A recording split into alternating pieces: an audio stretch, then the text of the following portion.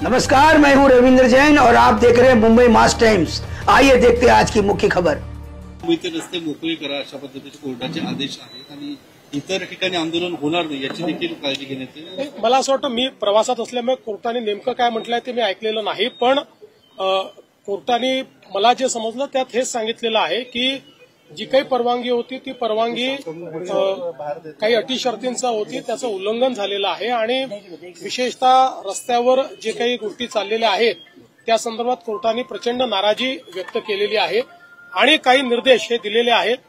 जे काही कोर्टाचे निर्देश आहेत ते पालन करणं हे प्रशासनाला क्रमप्राप्त आहे। प्रशासन कोर्टाच्या निर्देशाचं उचित पालन करेल।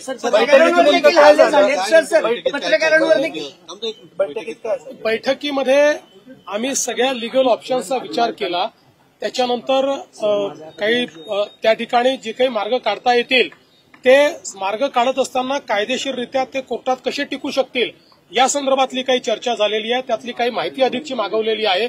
ती माहिती आल्यानंतर पुन्हा एकदा आम्ही बसलो होतो आणि या संदर्भात एकदा जे काही मार्ग आपल्याला काढायचे आहेत हे जर कायदेशीर मार्ग काही जर त्यातनं शक्य असतील तर ते काढण्याची आमची मानसिकता आहे, त्याच्यावरच आमचं वर्किंग चाललेलं आहे। सर, पत्रकारांवर देखील हल्ले झालेत। खरं तर आम्ही मुंबईतल्या असोसिएशनला पत्र देखील लिहिले की हे सगळं चुकीचं आहे, महिला पत्रकारांवर विनयभंग करण्याचा प्रकार देखील घडले। मला असं वाटतं की हे अतिशय चुकीचं आहे।